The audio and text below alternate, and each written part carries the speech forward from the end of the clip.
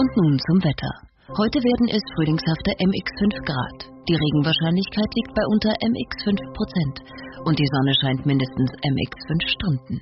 Nichts wie Roadstern. Am besten im legendären Mazda MX5. Schon ab 109 € monatlich. Jetzt mehr Infos zum Angebot auf Mazda.de. Mazda. Blog Talk Radio.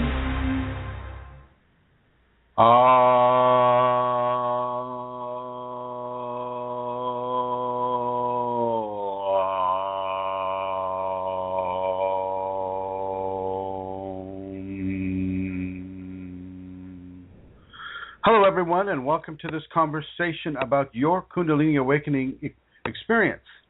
My name is Chrism, and I'd just like to come right into it here. One of the biggest blockages a person can experience within the Kundalini is the fear of having something that you don't know about come into your body. And when we have the Kundalini, we'll be in a consistent and seemingly endless level of surrender. We will surrender our lives, our thoughts, our dreams, and our bodies, and our understandings of life. And sometimes there will be no logic or reason attached to these surrenders. We may not feel the payoff or the goodness. This is, that is the Kundalini. And that is what it is bringing. And we may try to resist these levels of enforced grace. And make no mistake, this is an enforced grace. And even that level of beauty and joy and bliss is pushed at us rather than us reaching for it and wanting to have it occur, even though there are many people that do reach for it and want it to occur, and they do have it occur. So as a way of clearing your heart and your mind, giving you some clarification, I just want to say that the ego will worry that it is giving itself to a soulless force or come to the Kundalini as a victim of the internal and external applications of the Kundalini upon the psychology and the known desires of the ego as it struggles to maintain a form of linear understanding. And you're going to hear the bird in the background, and I apologize. We are now the home for one bird, one rabbit, 3 goldfish, 3 dogs, 1 kitty cat, and Sugar Babe is the Galpin bird that is letting us know that she is there. So just so you know, the ego will worry that it is giving itself to this evil force because the person is not aware of what is occurring, and so this begins the whole fear of the unknown scenario that a person may go into who has the Kundalini come upon them. Not so much for those who are reaching out and who have the Kundalini, within their realm of understanding. They've worked at it and they've tried for it and they've done all these things to try to have it come to them, and so it isn't such a surprise, except it will be a surprise in the actual having of the Kundalini. I mean, the actual having of it can be very, very, very strong. I'm going to go see if I can quiet her up a little bit. And Santara, I would like you, if you are available, to talk a little bit about what it's like to have fear of the unknown compromise your current situation. Will do. Hi, everybody. I'm going to put chrism in the blue there while he's doing that with the bird. Okay, well, hello, everybody. It's really good to be here. And so chrism is talking today, at this point anyway, about, having fear, about, having something that you know absolutely nothing about come into your body. And this is what happened to me. I was not somebody who had known anything about Kundalini. I had never heard the word. I had a Kundalini awakening experience without doing yoga, without doing, any of the Eastern philosophies. I was raised a Catholic. I certainly had had strange experiences all through my life, but I knew nothing about Kundalini. And for the first 3 weeks, when Kundalini awakened within me, I had the most incredibly blissful experience, and that sense of oneness and divine love stayed with me for a couple of weeks. But then what happened was that that sense of divinity and love and knowing left me. It was as if Kundalini had left me, even as I say, I did not know that word. And I was left exactly as chrism described, feeling that something had come into my body that I knew absolutely nothing about, and I was terrified. Perfect place. Hello, to stop. Are you back? Thank you. Okay. Thank you very much. And so, you know, when we have something come into the our own personal ego psychology, the ego itself is going to struggle to maintain a form of linear understanding, and yet that linear understanding will not be there for that ego to cling to. And so it's really important for you to know the level that, that surrender is absolutely okay within the Kundalini awakening. It is one of the best things that you can do for this. And I know I've spoken about this before on other programs, but I just want to say that the Kundalini knows you. It knows you better than you know yourself, and your past for you is no longer available to you. Thank you, Centaur. It's no longer available to you except as a wish that can never really reach back into and try to fulfill the wishes that have gone by.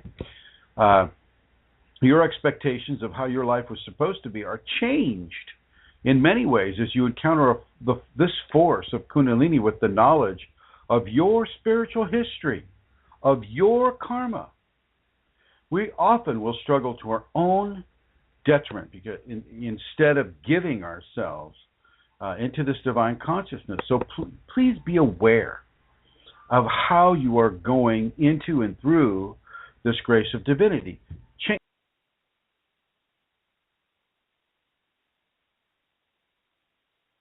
Okay, hi again, everybody. It's me. Chrism has been bumped off.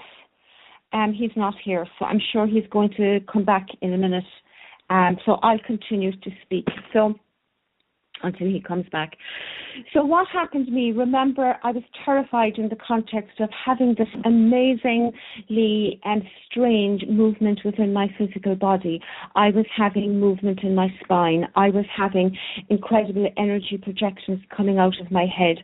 I was beginning to see dark shapes and things such as that in my waking time, and I didn't know what to make of it.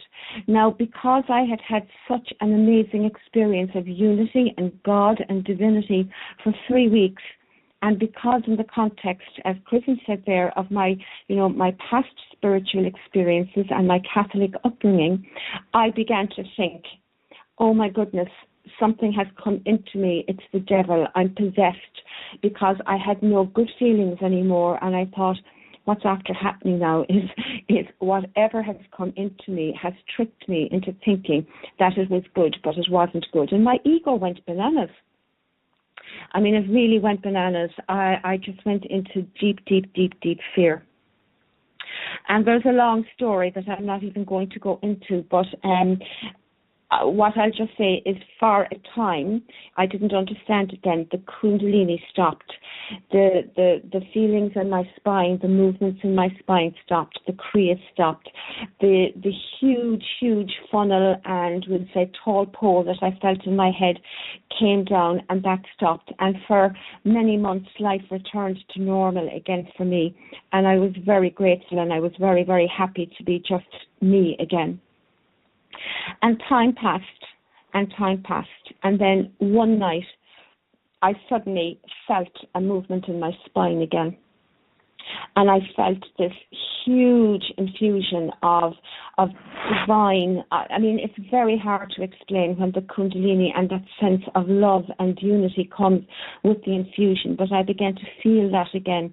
And I knew in that moment, I had read a little bit about Kundalini, and it had terrified me as well previously, but I then knew that this was Kundalini because it was classic of what I had written, the snake movement up the spine. It was the beginnings of I'm not going to say spinal sweeps because I had already had that, but I suppose secondary spinal sweeps.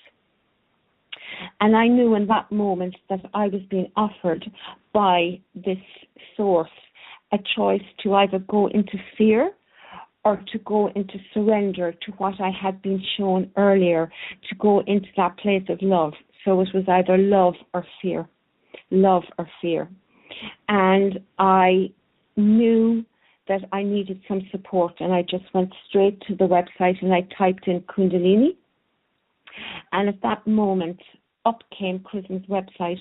And I know I've told this story to you before, but what I read in those words, the first words I read in Kundalini, in Chrism's teachings, was about, this is not a place where we go into fear. We surrender to the Kundalini, and I read all about service and love. And the Kundalini within me resonated so much with that, and I had such a response from what was happening in my body that I knew instantly that I had been directed by the source to this source, by the source within me to the source, which was Chrism's teachings. And I began to read more, and everything I read, there was a response from my Kundalini, and I knew it was truth. And I went, and I didn't even have at that stage, I didn't even have an email. So this was in the days when it was back in 2009, when Chrism's group was on the Yahoo. It was a Yahoo group. And so I decided, and I was a very private person, but I decided that I really needed to connect in with the forum, and I created an email. I didn't use my real name. I took the name of my grandmother and my maiden name, and I put them together as my ID. And I went, and it was a huge leap of faith for me, and I joined the forum. And I introduced myself, and I told my story. And instantly I was supported by people. And the more I read from, the experiences of the people on that group at the time, the more I knew that my experience was most certainly a Kundalini experience, and the Kundalini had led me to this source of its teachings for me. And it was the most incredible feeling to know that I didn't have to choose fear, and that to surrender to everything that the Kundalini was doing with me. I knew that anyway because I had done that in the first 3 weeks. And I knew that that's what I was being offered, again, that opportunity. And so I listened to the teachings of Chrism, and when things, were strange, I surrendered to the Kundalini, and continued to do that from that point onwards in my process. And no, I'm not saying that there weren't times when I didn't, my ego responded with fear, but I would immediately, as far as I possibly could, go into surrender to the Kundalini and began. Chrism has a surrender it's a surrender prayer, and it's I surrender to love, I surrender to truth, I surrender to God. And this was Chrism is back. Hi, Chrism, you got bumped off. Oh my God. It's endless. I hope you did tell me you knew it immediately, or have you been talking for the last... No. I actually got to see it this time, so blessings for small things. And thank you for holding it together, my dear. Appreciate it. Yeah, no worries. I'm going into the blue now. Okay. Wow. Well, it's interesting, these little interruptions will come into our life, and we just have to make the adjustment. Not everything is perfect in the world here, especially not in this world, and so we have to remember that As I was saying, Kundalini knows your spiritual history. It knows your karma. And so a person's going to struggle to their own detriment instead of giving themselves into the divine consciousness. And so really look at how you are going into this and how you are responding to this. The changes and the transformation that are brought about are not always easy. And a person can be really, really assisted by adopting levels of flexibility within these changes. And because these changes are going to come to us no matter how we feel about it. So really let yourself embrace the Kundalini and the divine transformation. Whether you believe in divinity or not, it doesn't matter. It's not going to go away because your belief system says one thing or another. It's just going to keep changing you. And, you might want to look at it from an internal standpoint. Your DNA is not resisting this. It knows. And it knows that it is capable of opening its dormant telomeres into the embrace of the transformation being called upon by the Kundalini. It doesn't resist. All of your major organs, they don't resist. They don't resist these gifts. The heart, the brain, the kidneys, the gallbladder, the liver, the stomach, all of it. They will all begin their own special adjustments to the flow of Kundalini as it infuses itself into them. So look at that and look at how you can take a teaching from these major organs, from these body parts. Look at the cranium. Look at the cranial migration. Okay, and how the head reshapes itself to in a way sponsor the Kundalini as it's flowing out of the fontanelle. Cranial plate migration. Your mental body will also really, really slow down or really, really speed up. The immune response will increase or decrease, and the enzymes and the hormones that are given into the body, these will not resist the Kundalini. So really, if your internal organs and your internal applications are not surrendering to this, why does your ego, need to resist? There is no need to struggle in fear. And you're going to be around those who will push fear into you. They will do everything that they can do in their power to talk with you, to show you how fearful things are. They will go out of their way. It's almost like they have this little agenda of fear that they need to promote in order to make themselves feel safer, which it doesn't. It just spreads the fear out even farther. But with the Kundalini, the last thing you want to do is to go into fear. And there's no need to resist, because resisting the Kundalini is a form of fear. Kundalini is natural. It's a natural force upon the body. And it's very similar to puberty. You could even describe it as the puberty of the soul, as I have done before on these programs. And so it's very important to understand this. One can go back and forth on the hamster wheel of acceptance and resistance without making any progress, with an eventual degeneration into fear, which will corrupt what the grace is bringing if you choose to hover or to sit on the fence and just say, well, is it saved? Is it not saved? Is it good? Is it bad? I don't know anything about this. There's nothing on the internet about this. This one guy, this one teacher is claiming to really know, but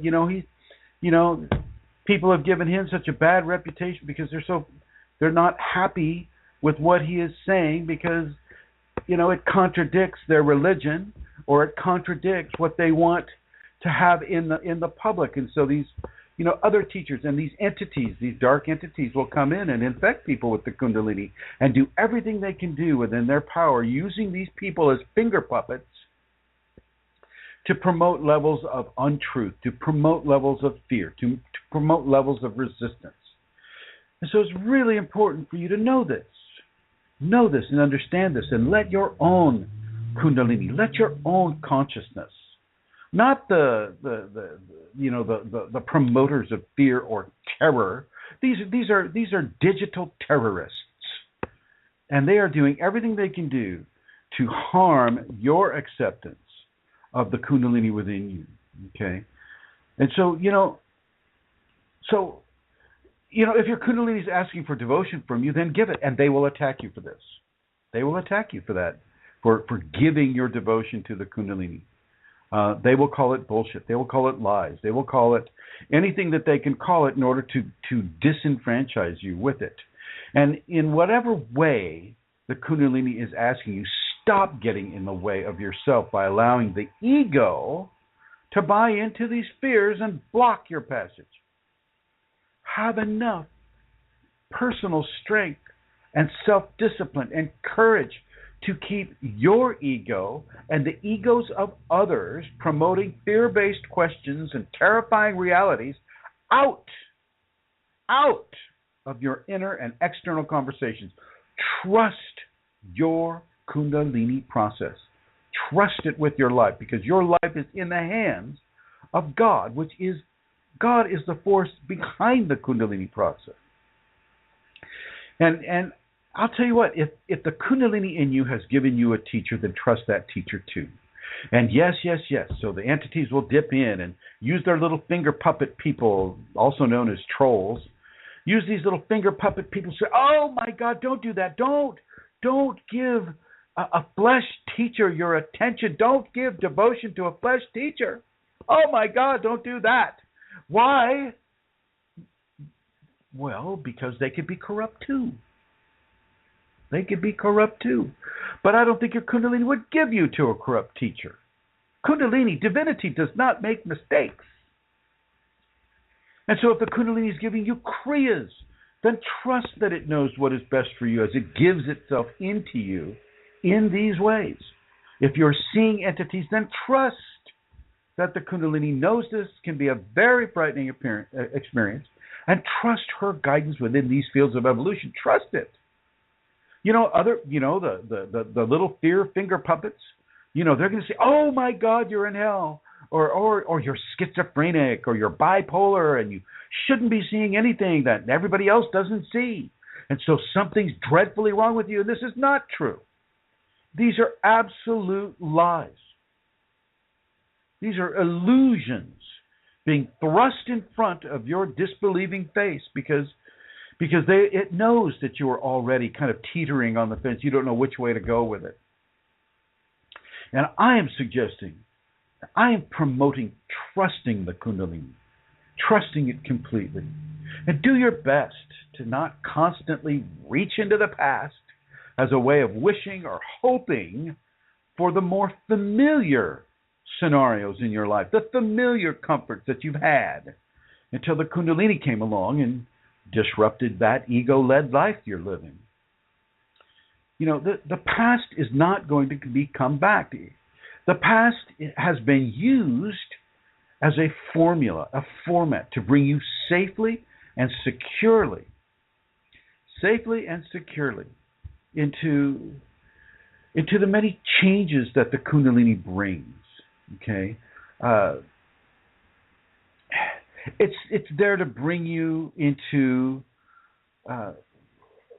levels of learning, levels of evolution, levels of grace that the Kundalini is really striving, even against your blockages, to try to bring into you. And so it can be a definite challenge for your ego. Your ego is going to get a real workout, and it's going to get a real level of change applied to it, which it will resist.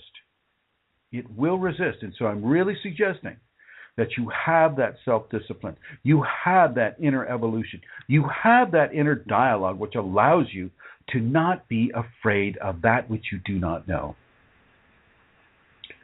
Okay? I mean, this can make a very, very, very, very strong, it can make a very strong argument,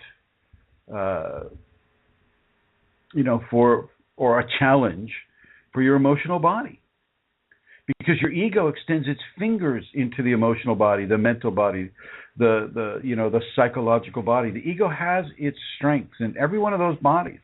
And so your emotions can really go out really go far beyond what they normally would. And it can be really, really, really happy or really, really, really paranoid and fearful. And I'm going to ask you right now, which one would you rather be? Insanely joyful or happy,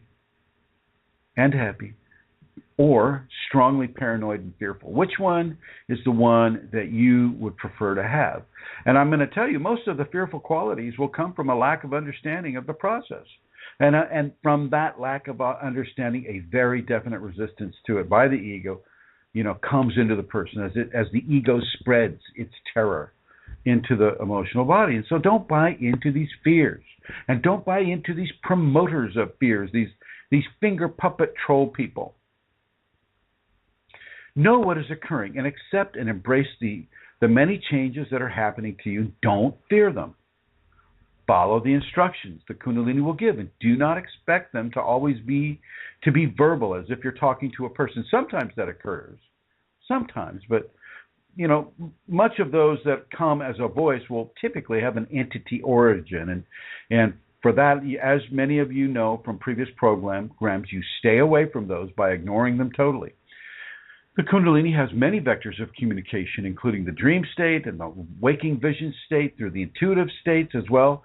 But with the intuition, be careful there, as the ego can insert itself into what one may discern as an intuitive state, when in fact it is really an ego state. So follow the instructions that you're given in the diverse ways that they may come.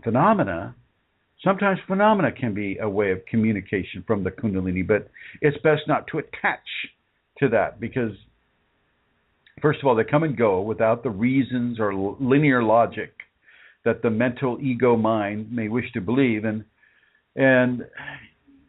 because of that, because of their waxing and waning, or their the semi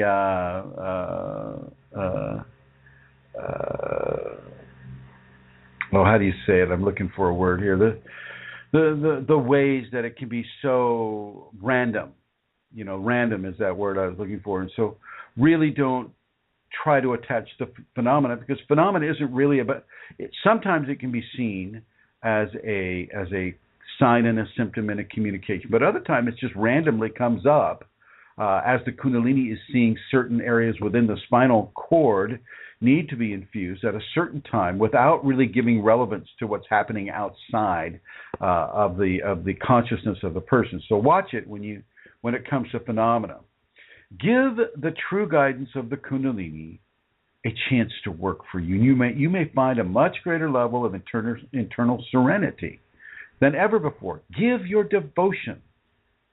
Give up your willpower to the Kundalini, to God, to divinity. Call it what you will.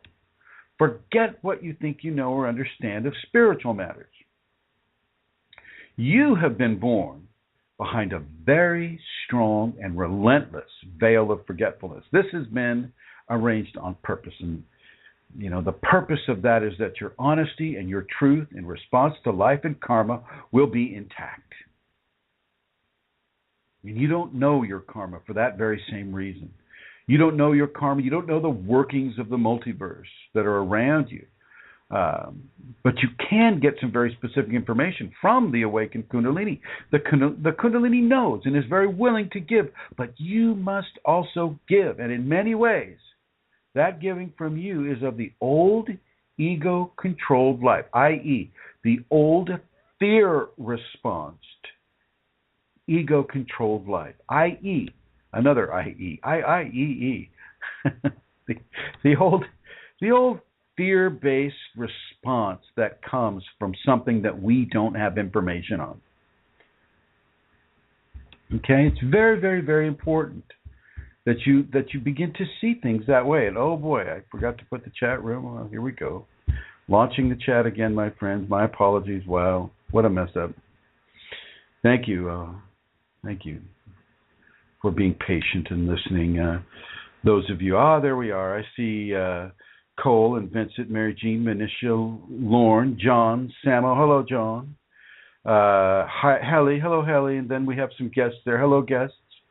So this is very, very important for you to understand. You don't want to respond to fear, and you don't want to respond to negativity that is being pushed at you. As I said before, make your own choices. Make your own decisions. Have enough courage. Have enough self-confidence. Have enough confidence in the divine structures within you, which I know. I mean, in the Western technological world, that is not a very strongly taught component of our normal waking life. But do your best to really, really reach into this and allow the Kundalini to help you. If you have any questions on it with this program, I'd like you to call United States area code 347-934-0026. For those of you that are overseas, I believe you'd have to put a 01 in front of the 347-934-0026. Is that right, Amelia?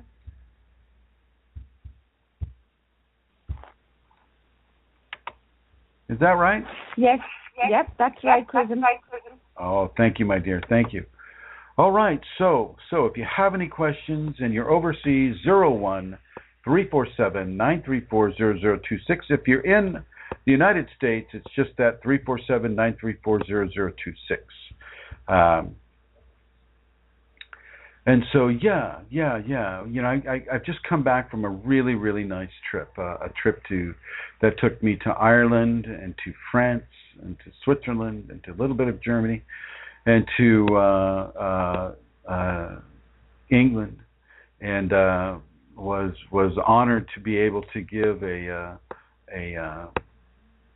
hour and a half talk at a really fine conference, tcche.org, and I encourage everybody to go there. That's tcche.org.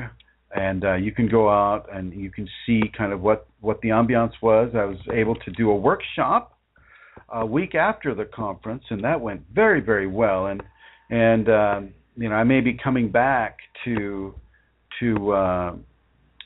London shortly, and so I'd like everybody to in the UK, but also Ireland, England, France, Germany, Spain, Portugal, Belgium, to be aware that you know, there is another Kundalini conference that's going to be taking place in London, and I'm looking at possibly January, in the dead of winter. Oh my gosh, you know, and you know, don't let your fear attach to any of that, and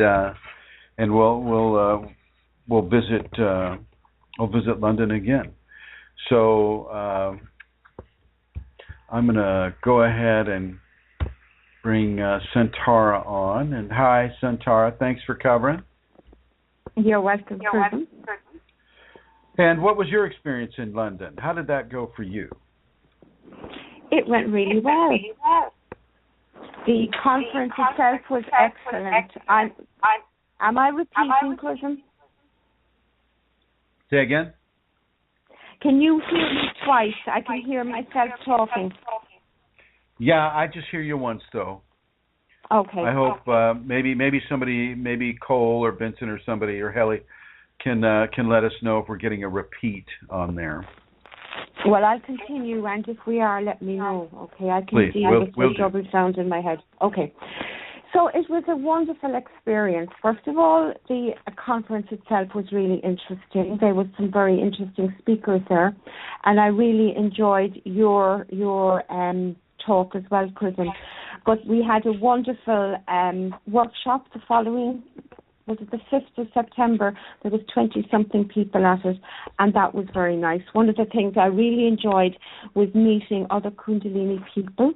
I met Manisha and Magdalene, and hi Manisha, I know you're there in the chat room. I can't see you, but I know you're there. And I met Tanya, and I met Callie Koo, and there's nothing. I mean, I was speaking to Manisha about this, and there, you know, she was saying as well how it was very a great and wonderful surprise to her how wonderful it is to meet other Kundalini people and be with other Kundalini people. She was coming to meet chrism, and to meet me and to meet some other people. But that was an amazing bonus for her, to be in the presence of other Kundalini people. And so chrism is coming back in January. It looks as if that's going to happen. And so I would put a call to everybody to really listen to us when we say that it is an amazing and beautiful thing to meet other Kundalini people and to have the opportunity to spend a day with them or 2 days with them or half a day with them and just share that radiance and just the joy and the blessing of being in this process with each other. There's very hard to put words on it, isn't it, chrism, to be in that position? I mean, to meet these people, and typically, we're going to these sacred areas, like this last one. We went to St. Albans in England, and you can look that up. That's spelled Saint, capital S-T, period, and then Albans would be capital A-L-B-A-N-S, and this was an old Roman city of Verulamium. And this city of Verulamium existed in the 2nd century after Christ, and was the third largest Roman city in England. And this is back when London was called Londinium, and the Romans had quite the presence in the southern section of England, south central England, and Verulamium was just really a beautiful, beautiful city. They had They had their structures were made out of flint, which is very interesting, and the later civilizations that came after the Roman, built all of their buildings out of the Roman city, and so you see all of these churches built out of flint, and you even see homes that have the whole flint design.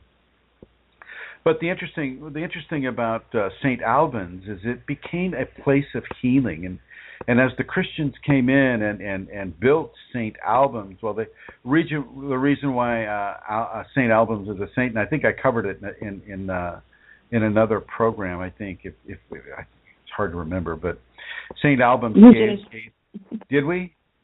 We did. You mentioned it last week about the first martyr, and Maybe. And so, but it's the healing quality, and this speaks to the Kundalini. This speaks to divinity. It's the healing quality of St. Albans that really, really makes a difference. And before there was an American Medical Association, or the European equivalent of the American Medical Association. I should say the American Meddlesome Association. But before there was that in the European Union, people had nowhere else to go.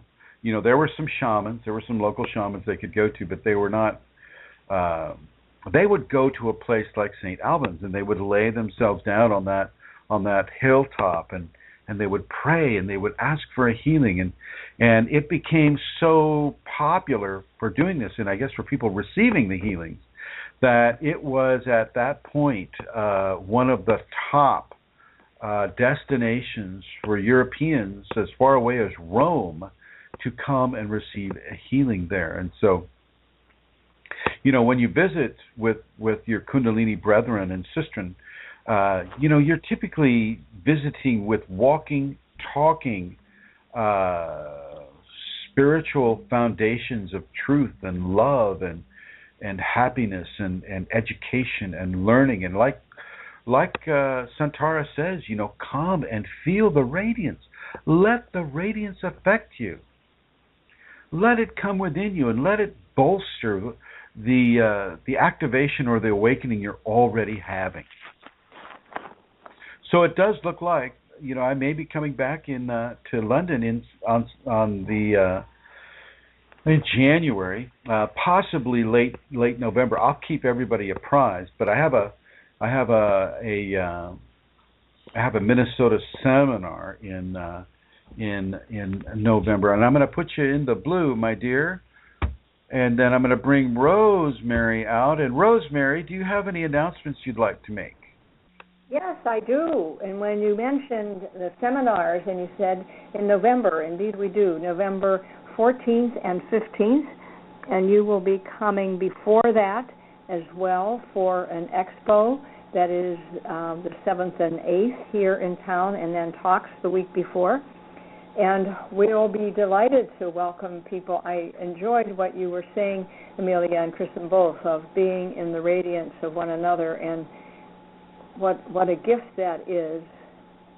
I think of the times on Yahoo and Facebook when you can experience that, but to be with people during that time. And we welcome all of you to come to the seminar as well with the people of Minnesota here. Can you tell them how to contact you, Rosemary? Yeah. My information is 651-329-9615, and Rosemary G at usinternet.com. And I'll be watching and listening. Thank you, my dear, and coming back to the blue with you. And so, it is really a beautiful event. I mean, I was lucky enough to meet Lauren White and Cole and Manisha and many of the other Kundalini awakening people in the last 6 months. And wow, what a grace a Kundalini awakened person is. What a strong level of radiance these people give out, and they give out, and it becomes a very healing radiance. And so when we had Kundalini at the Castle that was put on by Elizabeth Dalton Gonzalez, oh, what a grace that was, because we were all, not all of us, but many of us were able to be in the same, we were renting rooms out of the castle itself, and we filled that place with Kundalini. It was so beautiful. And so, I would really strongly suggest that you come to London, or you come to Minnesota, or we're also looking at putting on a seminar in Montreal, Canada. And I know that Eileen, for a while, has been working on a seminar in Florida. And so whenever these seminars come up, I think it is a really, really beneficial scenario for a person that's having early activation sequence, or even if you had it for a number of years, to come and contact your brothers and sisters in the Kundalini. It's a very, very, very happy scenario. Seriously so. Okay. Continuing onward. Don't let fear corrupt your process. Do not let fear come in and corrupt your process. Do not believe what people tell you that don't have the Kundalini, or that have a bias against a system or a teacher or in some way. Do not let somebody else external to your Kundalini begin to call the shots for what decisions and choices you're going to make. Okay, it's very, very, very important that you stay in charge of your own situation, your own body, your own grace. Nobody else should have the opportunity to make choices for you that are based in fear. This has come up recently, and so I want this to be known. Don't necessarily believe what people tell you, because a lot of people have an agenda that doesn't necessarily promote the honest activation and awakening of your Kundalini awakening process. So really know this, and really embrace yourself with this. Embrace your Kundalini with this, and your Kundalini will embrace you right back. Now, I would like to hand the microphone over to Santara, and she may have some announcements. Hi, everybody. I do indeed have a few announcements. The first one is, I've only one announcement actually today, because the London conference is over now, so I won't be announcing that today. So I'd like to tell you where you can go if you would like to make a donation to support the work that chrism does. There are two websites I can give you now. The one I have been giving you all along is www.ascension-kundalini.blogspot.com. But there's a simpler one that's easy to remember, and it's chrism-kundalini.blogspot.com.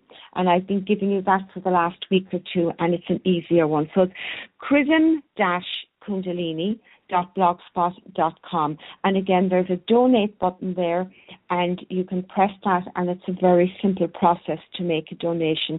Donations are, really necessary and gratefully received, and so all donations that are sent are put to good use, and we are very grateful for them.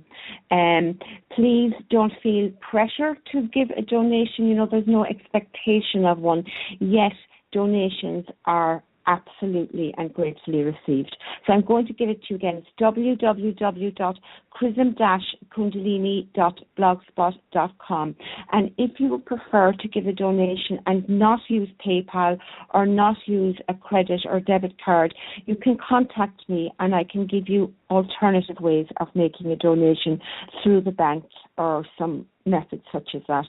And you can contact me on kundalinimatters@gmail.com, and we can have a conversation there. So, Chrism, that's the only notification, but whenever you're ready, I do have some questions, and I can ask whenever you want me to. This is a good time, my dear. Let's start with the questions. Okay, well, I have a few. One of them is, if control is an illusion, what is the point of doing practices to awaken oneself or try anything spiritual that pertains to awakening Kundalini? Control is used as a vector of trying to control the Kundalini, not necessarily controlling the recipient of the Kundalini. The Kundalini has given very specific practices for helping the person nourish the Kundalini. These practices are called the safeties protocols, and you can reach this at Kundalini Awakening Systems 1. That's the number 1.com, and in the left-hand menu, about the fifth option down, you'll see the safeties, and I invite you to read those safeties, copy down those safeties, let those safeties begin to work for you. This isn't controlling the Kundalini, this is controlling yourself. There's no need to control the Kundalini. Kundalini knows exactly what to do in your system. It's your self-control that needs the work, that needs the daily practice, that needs the daily and sometimes twice daily management protocols to help you to allow a nutritional ingestion of different protocols that allow you to have and to hold the Kundalini safely, i.e., you don't have fear. You take fear out of the equation. You don't necessarily allow fear or frightening terrorist type of scenarios to corrupt your inner education, your inner foundation of what the Kundalini itself is bringing. The Kundalini won't necessarily try to control your ego. That's your job. People have this mistaken idea that, well, oh gosh, I have Kundalini now, I don't have to do anything. Kundalini's going to do everything for me. I'll just stand here and I'll just let the Kundalini do everything to me. And the non-resistant part of that I love. I think that's great. But it's an incorrect understanding, because you do have to lift a finger. You do have to go into a practice or go into a scenario where you're opening up those aspects of yourself to the Kundalini. You are in active agreement with the Kundalini within you, and you're putting your hands in the Gayatri Mudra, bringing your eyes to the brow point, putting your tongue tip behind the upper front teeth. You're bringing your chin slightly down when you meditate. You are actually having daily meditational practice. I recommend starting on a half an hour and then bringing it up to an hour and then going further if you can. This isn't taking away the Kundalini's infusive nature. It's not trying to control the Kundalini. You're trying to control yourself. You're taking the ego and you're controlling the ego. And you're doing very specific things to keep the ego from resisting the Kundalini, which it will do naturally. Because it's, Kundalini in many ways is an unknown, unseen force. You'll feel it. You'll feel it strongly, and it will give you visions, but it won't give you the kind of vision that you're used to working with. It won't be a vision like you're watching a TV or It's not like you're driving a car or walking in nature or walking in a city.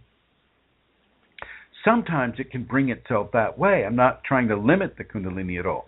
But what I am saying is typically the Kundalini relies on your own self-discipline to do the work that helps you allow it to bring itself into stronger expression within your body. Done. Thank you, Chrism. If the spinal sweep takes one to the first platform of enlightenment, what are the other platforms? Thank you. The activation is another platform. The activation is what drives you to the spinal sweep. When you get activated with Kundalini, you're constantly pushed and forced and nudged and brought into the various practices and the various understandings and information that you need in order to go further into it for yourself. The questioner may be asking, well, what's beyond a spinal sweep? Well, let me tell you, what is beyond blending with divinity? How do you get beyond that? How do you get beyond that and still have a corporeal being? And there are ways, but let's just have you get to the blending with divinity first. Let that happen first. And then the Kundalini itself will give you the answers to the rest of that question. Done. Okay. Next question. Is it possible that Kundalini will make your body gain extreme amounts of weight as part of either a rewiring process, distribution of energy, cleansing, or a test of devotion? The question was, is it possible? Yeah, is it possible that Kundalini will make your body gain extreme amounts? That's a one-word answer. I mean, of course it's possible. So I can say yes. Yes, it's possible. Is it always probable? No. Sometimes you'll lose copious amounts of weight. You'll lose 30, 40 pounds without even trying. You'll be able to maintain that amount of lost weight without even trying. Matter of fact, I've heard of that far more than I have heard of it putting copious amounts of weight on a person. It's far more common that they lose weight without even trying, because the metabolism is being changed, and the level of use of the body's hormones and endocrine system are being changed, and therefore the metabolism being changed, typically sped up and typically using more of the body's stores of fat than it normally would in the unawakened state. But yes, it is possible that the Kundalini could have a person add more weight. Done. Okay, thank you. Is Kundalini the same as the Holy Spirit? Is that a fair assumption? Assumption, well,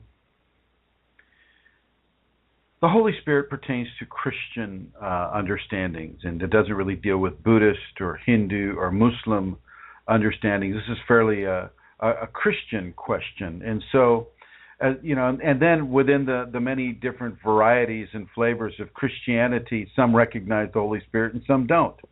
A lot of it's going to depend on what flavor of Christianity we're talking about. Would it be the Catholic flavor of Christianity? Would it be the Mormon flavor of Christianity? Would it be the Jehovah's Witnesses flavor of Christianity? Would it be the Lutheran, the Episcopal flavor of Christianity? What flavor of Christianity are we speaking about? You can't really generalize Christianity because there are so many different views and expressions and understandings of what Christianity is. So I will just say that for those that may recognize a Holy Spirit as being the invisible force of the divine upon a person, then I'll say yes. Yes. If that is indeed what a particular brand of Christianity would espouse. How does our own Kundalini affect the people in our lives, and do we have any say in it? That's what I'm wondering. End of question. Okay. Yeah, the Kundalini affects the people around us in many, many different ways. How does the radiance of God affect anything around it? How does divine radiance? How does something of such grace and beauty and joy and happiness and purity affect those around it? Well, it brings those qualities of grace and joy and happiness and purity into the environment around it. It also brings levels of trust. It also brings levels of what can only be seen as religious devotionalism. Holiness, I guess, is another way of putting it. And so, do you get to control that? No. You don't get to control Kundalini radiance. You can control who you're around. You can control how you respond to that radiance. You can control whether you resist it or try to resist it. Hello? Oh, no. Hello? Are you there? Hello? You're Hello. still there, chrism, but I'm not hearing you. I'm here. Hello. I'm looking at you. Oh, why did you stop? I didn't. I kept talking. Gotta love this. Am I coming through? Okay, you are now, but there was a complete silence for 2 or 3 seconds or 4 or 5. Okay, and I wasn't in the studio, so I didn't know if you had left. You're still here. Okay, continue. Can you remain? Can you remain in the studio, please? Well, when I go to ask the questions, they're at another place, and I'm on my iPad. So, well, that's the problem. It's your iPad. Yes, I understand. We can hear you. I don't know. I mean, I think it may be your iPad that is kind of like messing up a little bit. I know mine does. So we know mine does. So you don't have access to a laptop yet, do you? No, not at this minute, but I do this every week and there's not a problem. So, I don't know, chrism, you stopped talking earlier and you were bumped off, so you stopped talking on my side. You just went quiet for a minute. So that's true enough. Go ahead. Let's see. I think I answered it to the point that you can control how you respond to the radiance, but you don't get to control what Kundalini radiance does to other people. Okay, thank you. Does working out affect Kundalini and how? It can. So now, are you clicking back to the studio? No, I'm not in the studio. Okay. chrism, this is what I've been doing for months, so please trust that. It's fine.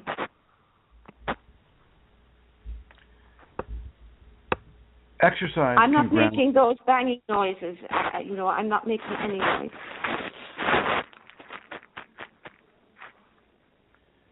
Exercise can ground a person.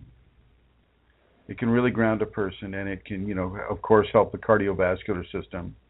But if a person is having copious amounts of fear or uncertainty within their Kundalini awakening scenario, a grounding is very, very, very helpful, and that heavy exercise can give that grounding. Done. Okay. Is synchronicity the same as spiritual guidance, guardian angels, animal spirit guides? Is it God's helping hand, revelation? These are all similar ideological variations. How are these connected with Kundalini? I don't agree with that premise at all. Okay. I don't think synchronicity is indicative of any of the qualities, and I don't think there are similar qualifications or experiences within the Kundalini. So how they relate to Kundalini is going to be, different to the experiencer, and it's going to be different, to each experiencer. Kundalini, as I mentioned before, knows your spiritual history, and so based upon your spiritual history is going to be what those qualities will espouse for the individual. People keep trying to amass Kundalini into this whole generalized understanding that is logical and linear, and it's very, very particular to the individual, and it is not logical or linear. And so due to that particularity to every individual having the Kundalini, and yes, even though there are shared points, whether these qualities that person is asking about are related will be determined by their karma, by their spiritual history, and by the Kundalini awakening within them. Thank you. Okay. How long does the purification phase last?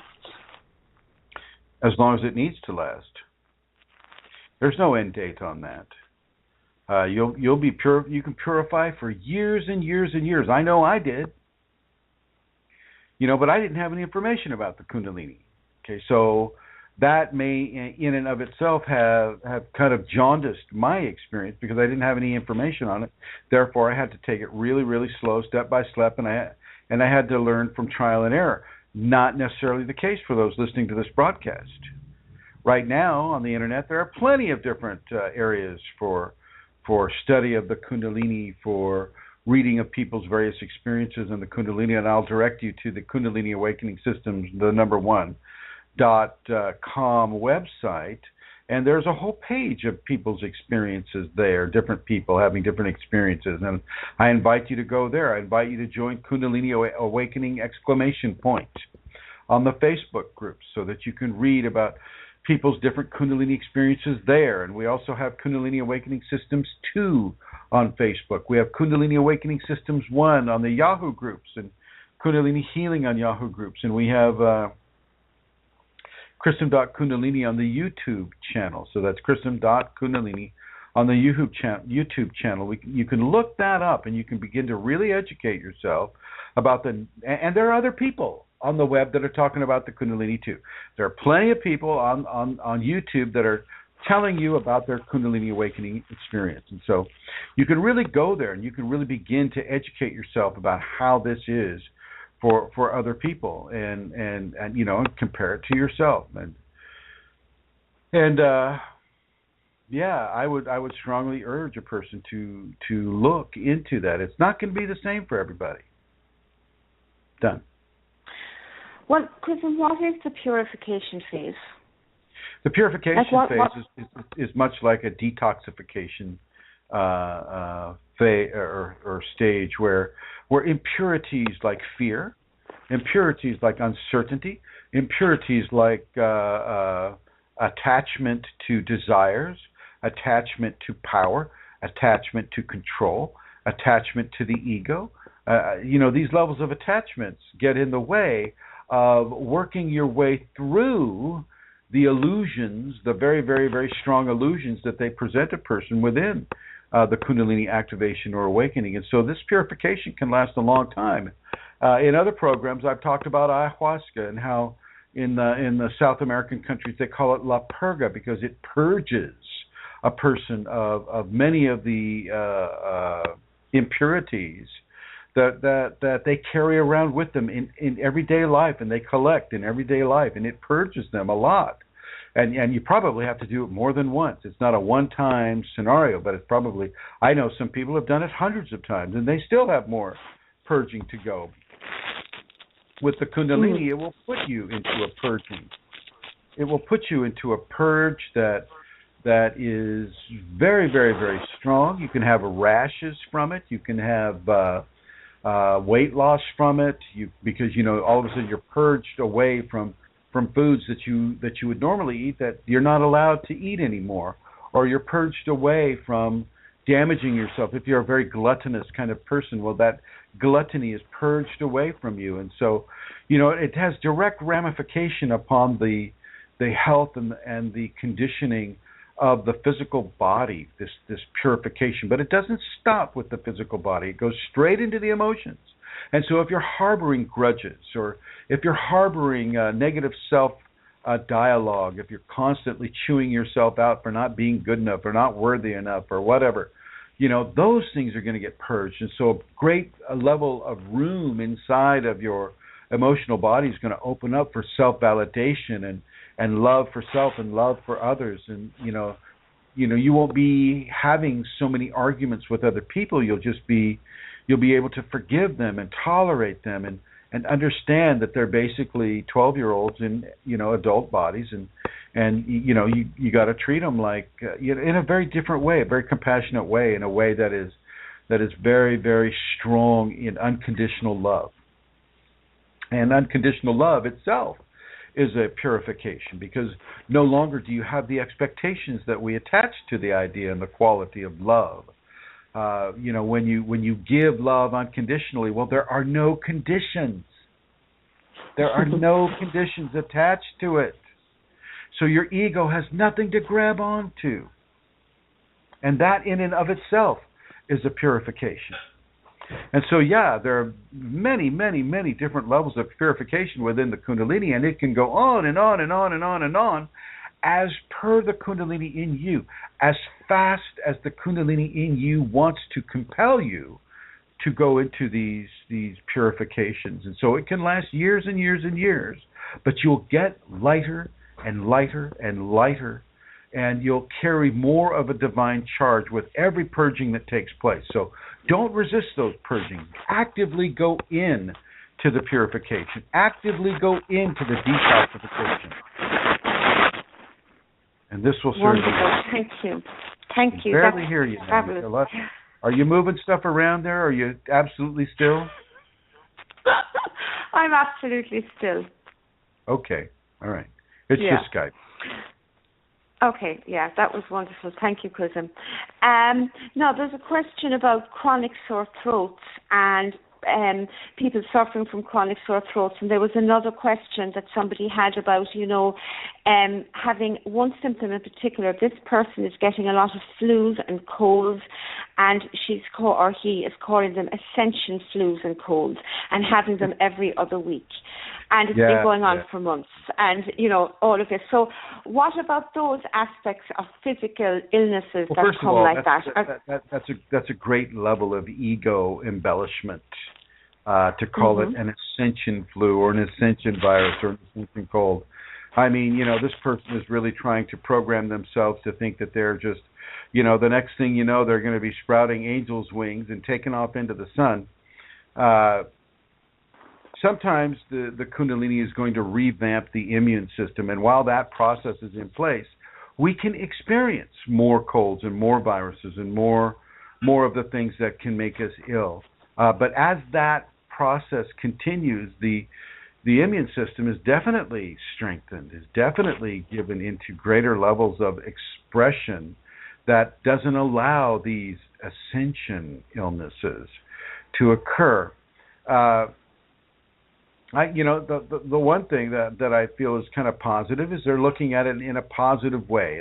Ascension this. You can say it as well, I had an ascension dismemberment of my left leg, and it just means that I don't really need that left leg anymore because, I'm ascending, and therefore if I'm ascending, who needs to walk? Right? Mm. Kidding. You kind of see my point.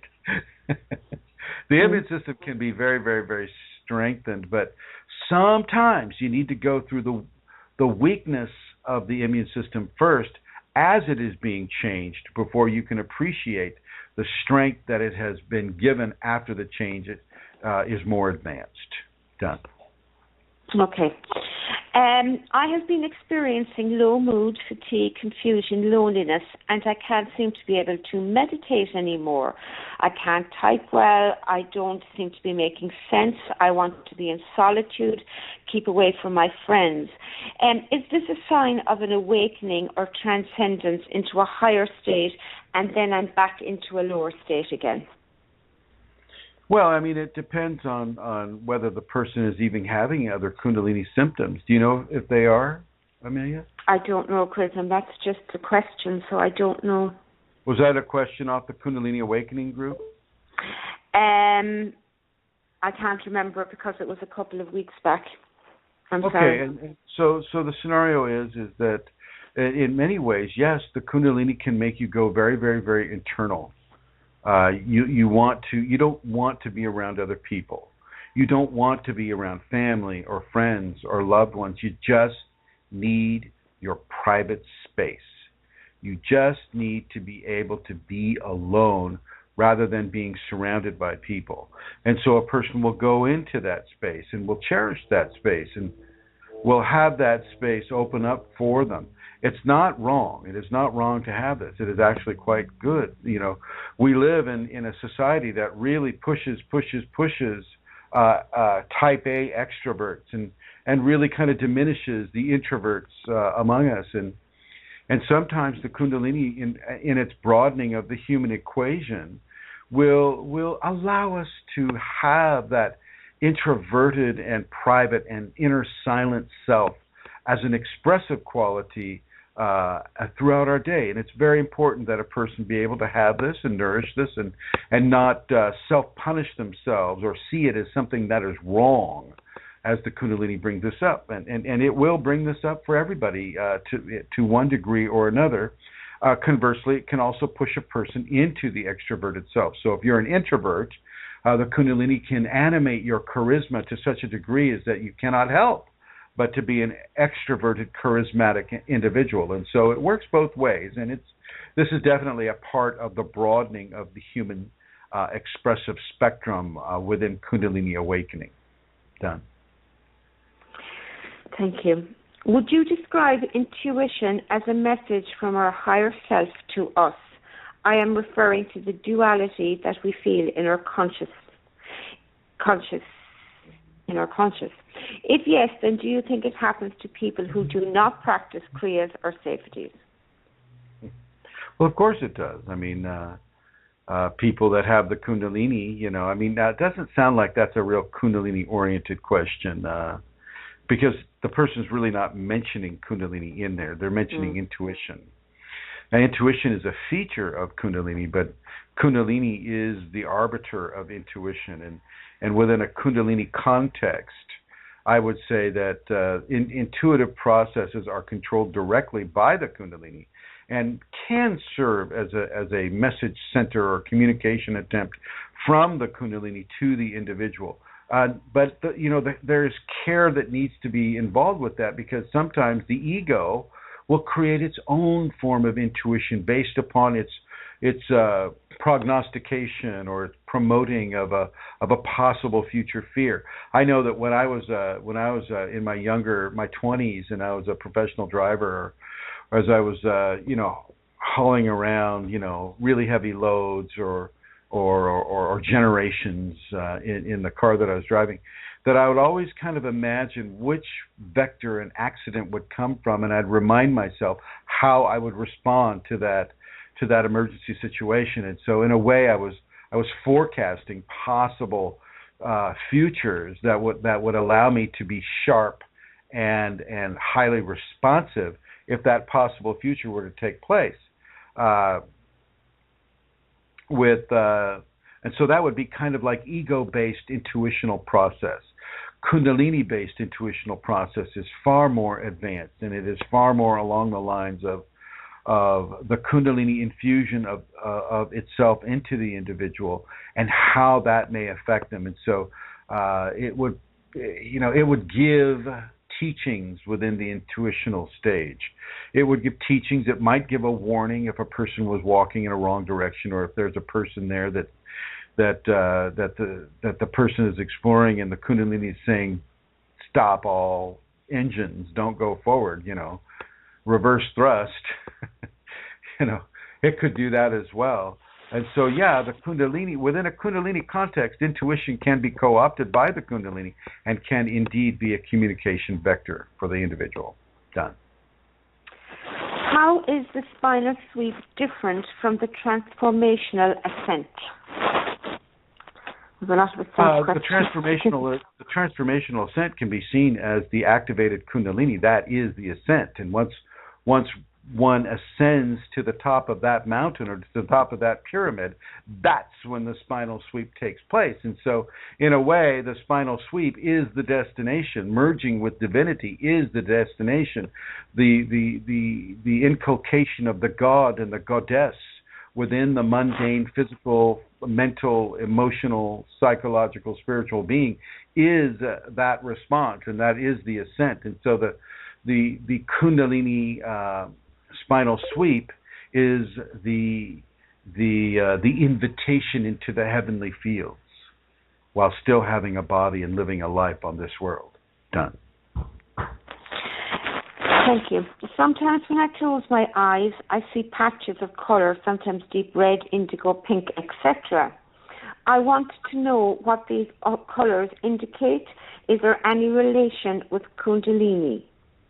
Well, sometimes the Kundalini can activate the phosphenes within the structures of the eyes. Phosphenes are particles that will light up within different scenarios. Sometimes that scenario will be directly influenced by the Kundalini, and so you want to look at how you're feeling, what you're doing, what is going on in your life during your Kundalini awakening or activation to see what the phosphenic attributes are.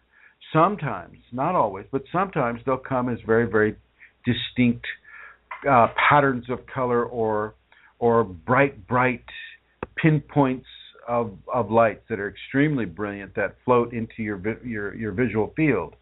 These are typically, when I was giving Shaktipat for people in early seminars, I would see these points of light around an individual, and I was given very clear indication that this person can have this gift, and to go ahead and give that gift to the person, and they would get it, and so it can indicate Kundalini communication, but the particular colors for this particular individual, because I'm not in their space, I am just going to abjure that to their Kundalini process and allow that to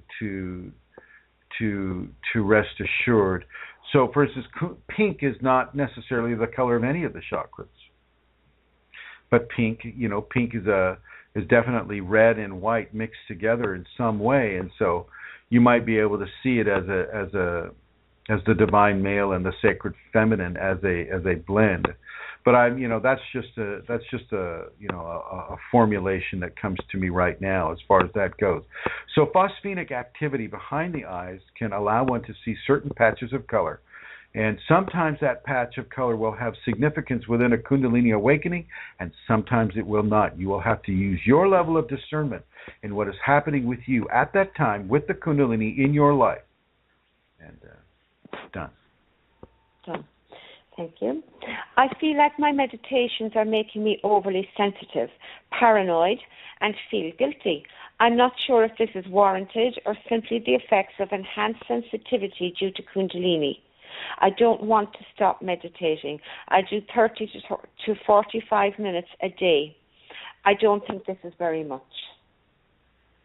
Okay, well, the person isn't telling me whether or not they're ingesting caffeine. If a person is ingesting caffeine, having the Kundalini and doing the meditation, well, that can be turned into levels of paranoia. Excess sugars, excess artificial white flour, the baking flour, the kind of flour that makes bread and pastries and things like that. Definitely any of the GMOs or toxic foods that are out there for consummation. And so you really need to watch what you're putting into your system that will have effect on your Kundalini, which will have effect on the quality of your meditation. No, 35 to 40 minutes is not that long, but perhaps that is long enough for the individual asking the question. Sometimes the Kundalini itself will act as a governor on how much meditation a person can have. So how long has this person been meditating? And is the person getting hot knives through the fontanelle, which is typically a sign from the Kundalini for you to just give it up for a while, give it a rest, give it at least a day.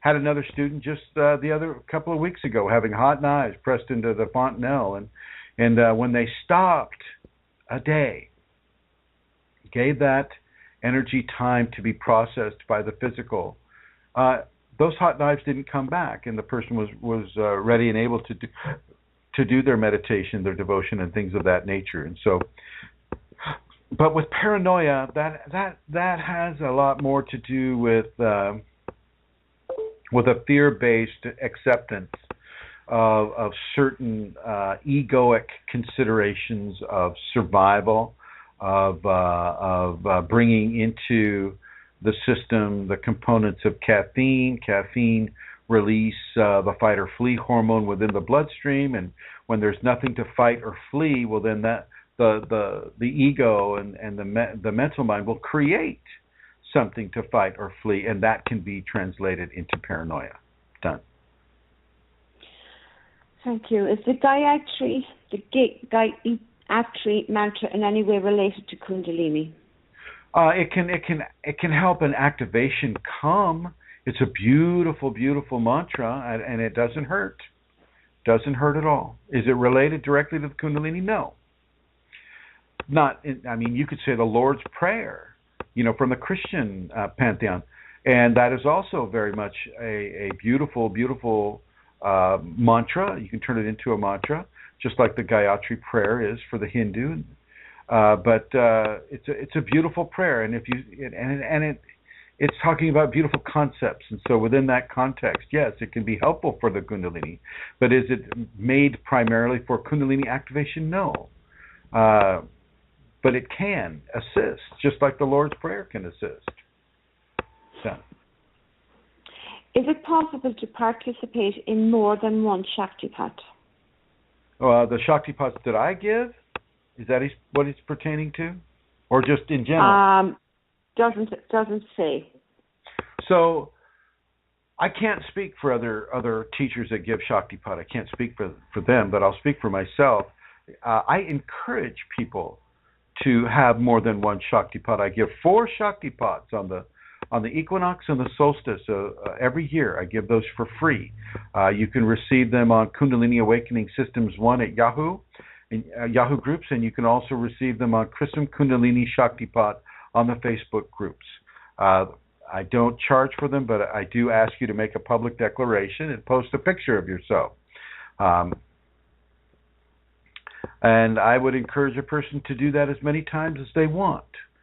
It doesn't hurt them, and the worst possible thing that can happen is they become a better person. So yeah, I wish the entire society would participate in the Shaktipats that I give, because we'd have a very different, beautiful, wonderful, healthy, happy, compassionate, loving society if we did. But until that takes place, I will encourage those of you that are having the Shaktipat that I give to take it as many times as you wish. Done. The last 2 days, the energy flow has been great. It's sometimes so strong it almost has a numbing effect. I'm holding my tongue gently on the roof of my mouth, like I read about, and there's heat coming up my throat. What is this pressure, and what I can only describe as thickness in the roof of my mouth? Repeat that question again. Okay, the last 2 days the energy flow has been great. It's sometimes so strong it's almost making a numbing effect. I'm holding my tongue gently to the roof of my mouth like I read about, and there is heat coming up my throat. What is this pressure that I can only describe as thickness in the roof of my mouth? That's the energy traveling across the roof of the mouth. You got to understand that a Kundalini awakened person is like a huge, huge electrical conduit of many, many different frequencies of energy. Kundalini isn't just one frequency; it's many different frequencies of energy.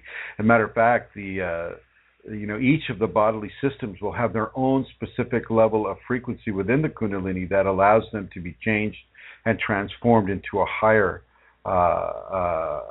frequency of energy. So the endocrine system has its own frequency, the circulatory system has its own frequency, the skeletal system has its own frequency, and so on and so forth. With the Kundalini that's coming up the throat of the individual, and basically the way I'm seeing that is it's flowing upwards towards the tongue tip, and it's warm and it's ticklish. This is all good. The person is doing the right thing. They're completing the sacred circuit within themselves, and I would just encourage them to continue. What is it?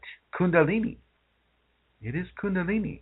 And what is Kundalini? Well, I'll have you do your research, or just listen to more of these programs to let you know what Kundalini is. I'll give you the short version. Is it's the divine at the base of your spine, and the divine in this context is reaching up through the throat of the individual, through the 5th chakra, and joining itself with the 6th and the 7th through the tongue tip, which is a major circuit right there. And this person is doing the right thing, and the ticklish, warm feeling, just let that be as a gift of grace to you, the individual, as you have that occur. Done.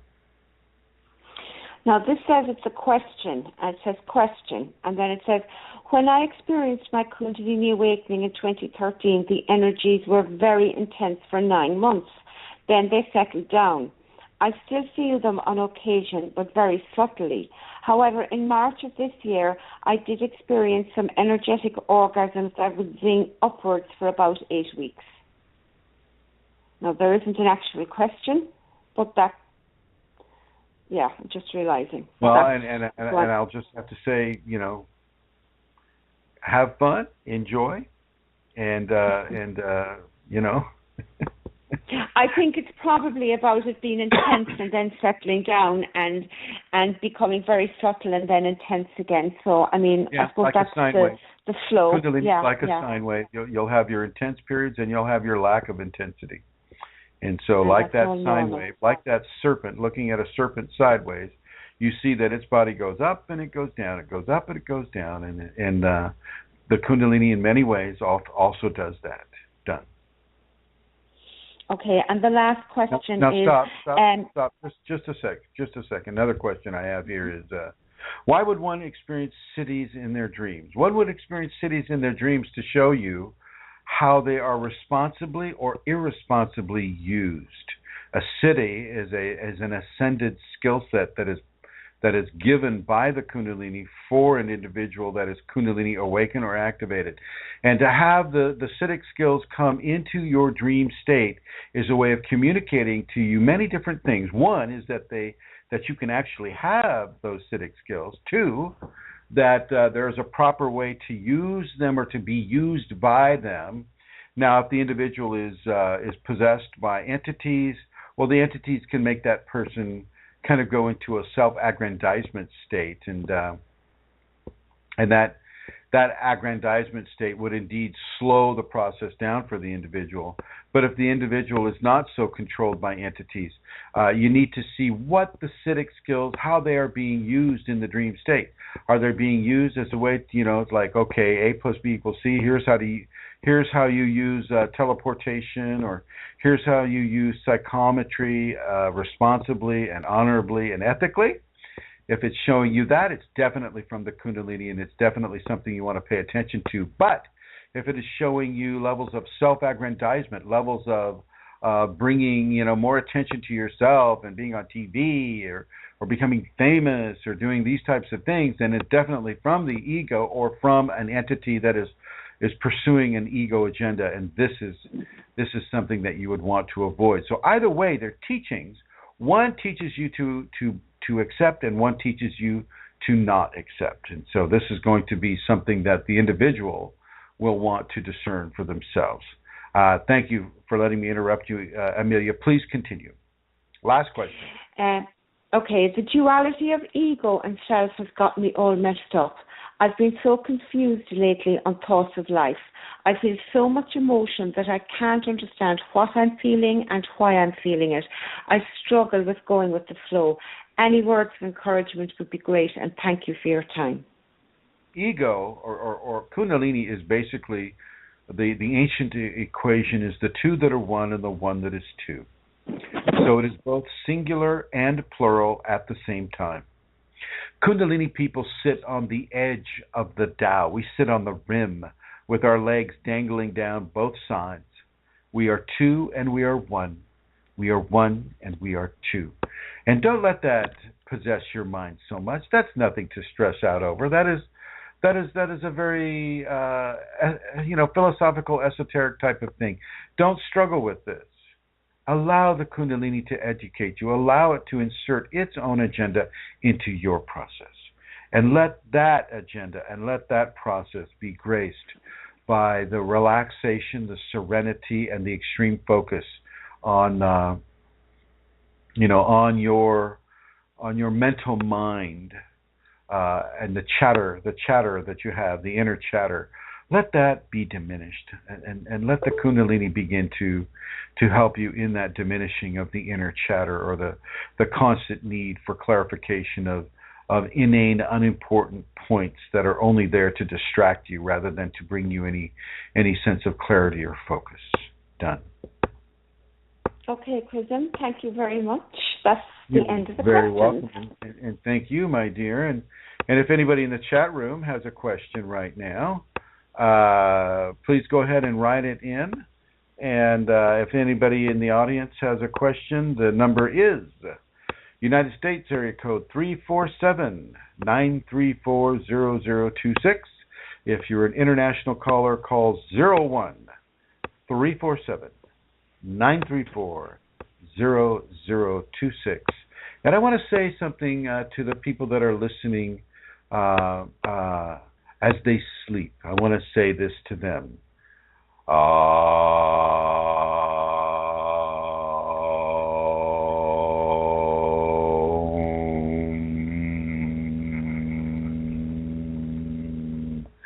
Sleep, my friends. Sleep. Sleep with the gift of Kundalini grace flowing through you. Let those dreams be of Kundalini. Let that Kundalini grace spread out through your dream state. Let yourself be educated and nourished by the Kundalini. And Guillaume Boulanger, can you explain a bit more about hearing you chanting Chris? Well, yes. The Kundalini gives that chanting through me. It's not something that I give myself. It's the Kundalini chants itself through me. And so if you have heard me chanting, then the Kundalini will take that chanting, replicate it in different stages and states of your awareness throughout the day or the night, within certain scenarios, like in the forest or perhaps in a silent, darkened room, or in a sunlit kitchen. All of a sudden you'll just hear the chanting occur. And that is the Kundalini talking to you and giving you exposition of itself and expression of itself for you, to you. And if you check with your kids or you check with anybody around you, you'll find out that nobody else heard that chanting but you.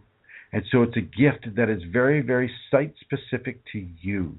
And let that occur and chant right along with it. Chant right along with it, my friend. There you have it. Any other questions from our beautiful, beautiful online users? Cole, Vincent, Mary, Lauren, Johanny, Haile, Guillaume, and the guests, the three guests that we have. Please feel free to ask any questions. And if there is a person that is calling in with a question, I'd like to welcome all of the people that are calling in. We have 4 callers right now that are listening, and once again, I'd like to say thank you to Josephine for her kind assistance and the many, many levels of grace that she has demonstrated, not only for myself, but for the Kundalini awakened people population in general. I'd like to extend that to Eileen and Rosemary and Santara as well. Thank you on behalf of the many people who are assisted by the gifts of grace that you give into this world. Santara, Rosemary, Eileen, and Josephine, thank you very much for that. It looks like somebody might be typing a question here, so I'm going to patiently wait with them. Try not to take too long, though, Mr. Individual. I can only tap dance for so long. So yeah. Do you have anything that you'd like to add, Santara? I suppose I don't. I suppose I could just maybe comment on, what you were talking about earlier, Chris, and how our internal organs don't resist the Kundalini. I really loved that because they don't. And, they just don't. And come on, people. If your lungs aren't resisting it, if your kidneys aren't resisting it, why is your ego resisting it? Come on, people. Yeah. That I just said, that is amazing, because there is such a truth in that. When you experience Kundalini, you know that is true. And then it's just when you come to know that with regard to, I think my heart was probably the one, that I particularly, it's an amazing thing. And I think that was a wonderful teaching. Our internal organs don't resist. what a and your thing to DNA, follow, you know? your DNA isn't putting out red flags going, oh, no, don't do this. Don't do this. Exactly. Yeah, it's exactly. It's that junk DNA, the telomeres know what to do. The telomeres know exactly. And the telomeres are part of the genome system for cellular replication, and telomeres they control how many times a cell can replicate, and the telomeres are going, yeah, we got this, not a problem. Yeah, so it's great teaching. That is a brilliant teaching, I think. So I just wanted to, it made me smile, and it's a good one. But another thing that occurred to me as well, sorry. Go ahead. Yeah, it's just, I suppose how much is out there that's given to us that contradicts or tries to contradict like what Kundalini is doing with us, stuff that's sort of a bit insipid. I mean, there's definitely people that are in there and they're trying to, defranchise and, get in there and contradict what's happening and cause harm and attack and all of that. But there's also the things like, the religious conditioning and just how societal norms are there, sort of almost contradicting what Kundalini is doing with us. Even medical norms, I mean, just to go back to, say, our heart or, the different functions. When Kundalini is working with us and is, the internal organs aren't resisting, we'll say, that intrusion or that contradiction that comes from what we expect as, say, medical norms to do with heart. Do you know what I mean? So, yeah. So that just occurred to me as well. There's so much that is... that we really just need to keep away and just focus on what the Kundalini is doing with us and surrender. Yeah, there's a lot of people that are basically qualified by fear, and so they have bought into the fear paradigm so much that that's the only qualification that they can come from, and that fear causes resistance. That resistance causes blockage. That blockage causes a very, very traumatic and unhealthy response for a person having the Kundalini, and it can send them into the downward spiral of Kundalini syndrome. And so it's very unfortunate that there are people out there actively doing this, but you really can't. You have to forgive them. You have to forgive them. It just makes you work even harder. It just makes you work even harder and to present your case even stronger. And then, dear Santara, you just have to let the chips fall where they may and let the Kundalini reach into those words and those concepts that you're promoting, and let the Kundalini begin to circulate it to those who can have and hold it. You have to trust that process. Yes, chrism. But what you're teaching that the Kundalini is a natural force in the body, and at least yes, that's correct, isn't it? It is, and therefore that is something we need to hear more and more and more, so that people will have that information when the Kundalini begins within them. They will have heard this is natural, this is a puberty of the soul, this is a natural force within your body that you're not to resist. Well, yeah, but it's also like dependent on sites like yours. Kundalini Matters at gmail.com, right? Oh, that's my email address. Right. But I do have a Kundalini Matters on Facebook. Yeah. Right. Yeah. And Eileen has Kundalini Living, and it's sites like that are satellite sites of the KAS system, but they're really helpful to people.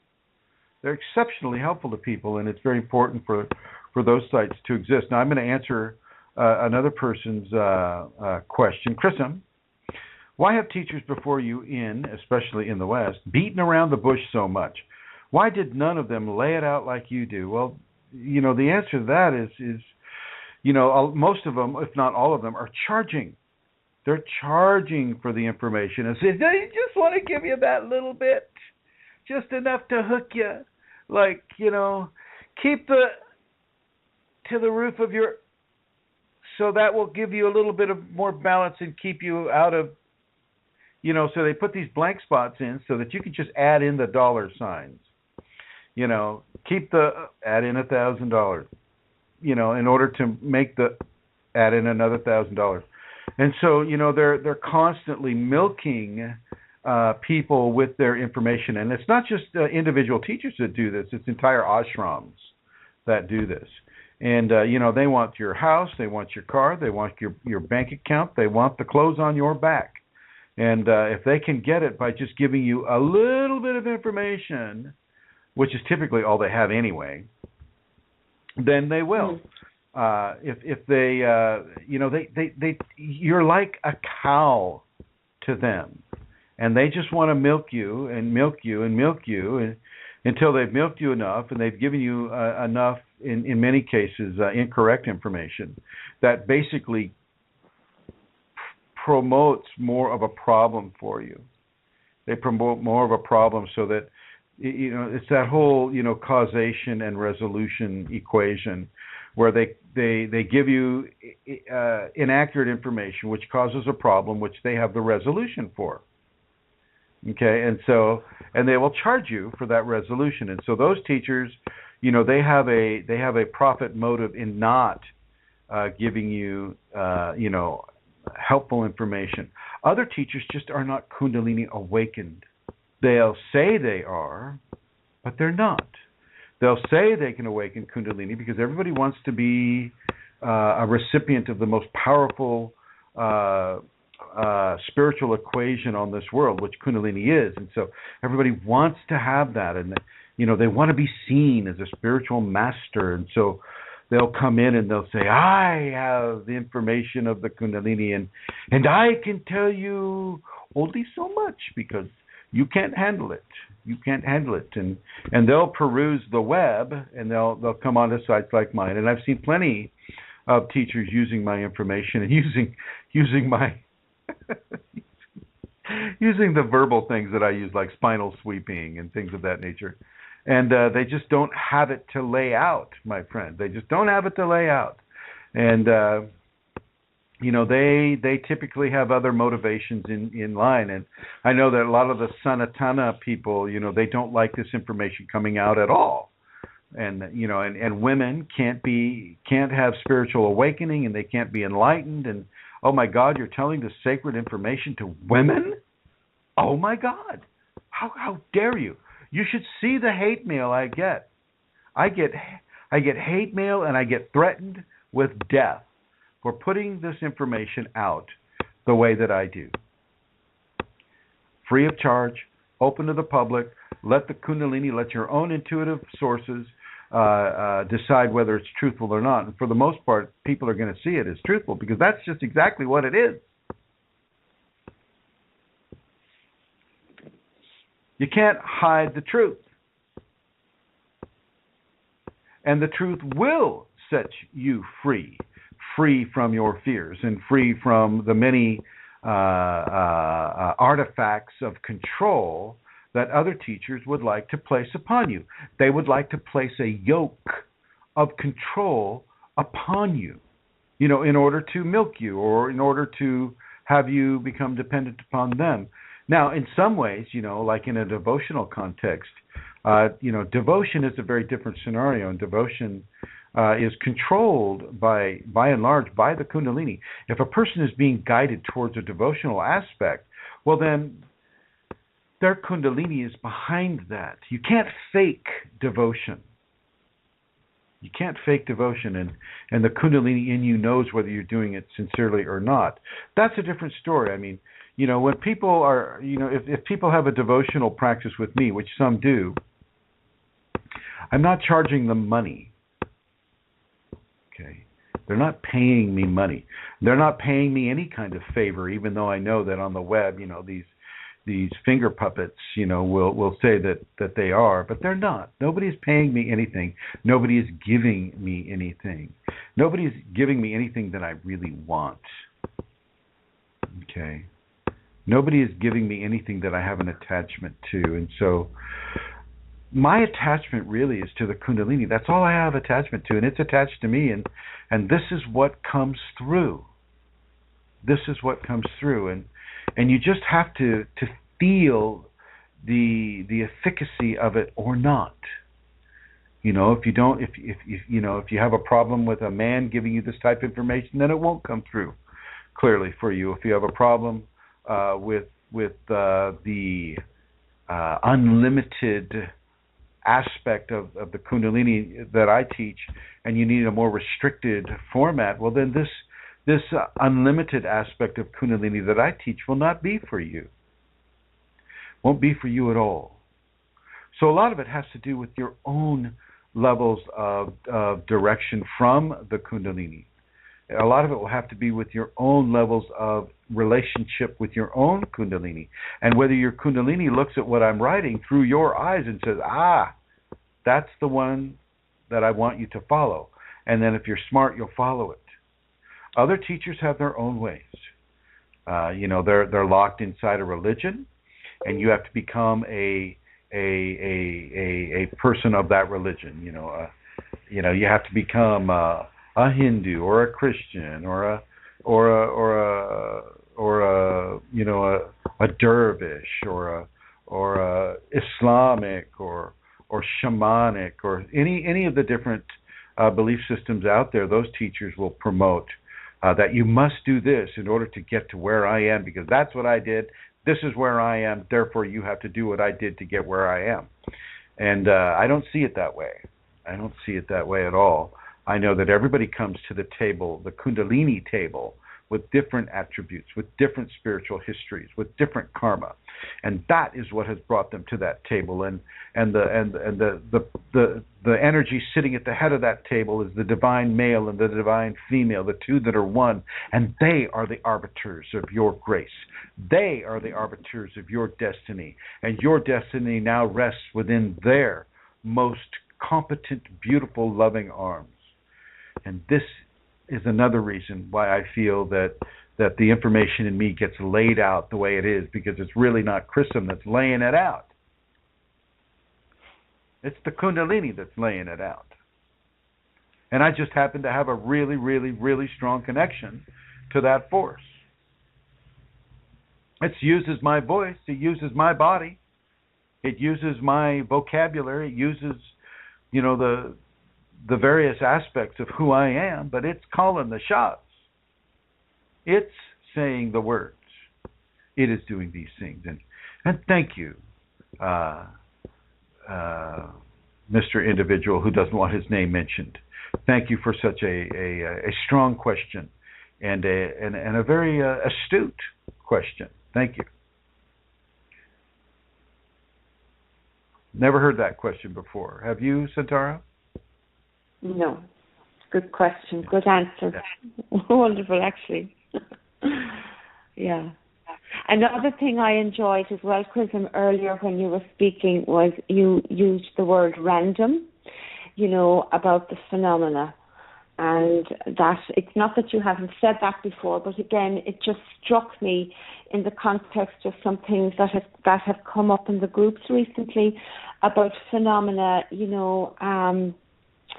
You were saying, Sachi, trying to remember, that it's not always relevant. The phenomena isn't always relevant to what is actually going on. Sometimes it's random, and to just give up our need to understand it all. It's random in the context of the ego. It's not random in the context of the Kundalini, but we're going to try to associate a thought or an action or something of that level on what we're experiencing. And like we'll have sometimes the Kundalini will act like a very rapid thermometer in a person's spine, and for weeks and weeks it'll lay dormant there. Nothing will really happen. Maybe they'll have a sore lower back, whatever. All of a sudden, boom, it comes up, and it's like an eruption of energy into the spinal cord, and it's radiating outwards, and we'll try to make sense out of that, and our ego pushes us to make sense. Well, what were you thinking, or what were you doing, or what was happening? And you want to really kind of lean away from that, because you don't know what is really occurring. All you're doing is you're feeling it through the ego. You're not yet being able to experience it through the eyes and the ears and the mental functions of the Kundalini. And so it's really, really helpful not to get addicted to phenomena as a form of intuitive communication from the Kundalini. Sometimes it works, I have to say. Sometimes it's there, sometimes it's not. And by virtue of that is where the randomness comes. And once again, the randomness really comes from our ineffective discernment of what the Kundalini is doing at any given time. Yeah. Cool. Thank you. Yeah. Well, I think we've about milked this program, and so I want to thank everybody in the chat room, and I'd like to thank the callers, and I look forward to next week talking with you about your Kundalini awakening experience. And would you like to say something, Santara? No, that's it. Thank you very much to everybody for listening. Hi, everybody. I'd like to thank you, Santara, for tap dancing after I got kicked off. Had to reboot my entire computer. So thank you for doing that. Yeah. You're very welcome.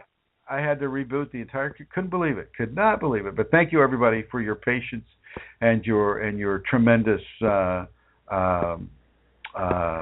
listening aptitude. And I would like to end this session with this right here.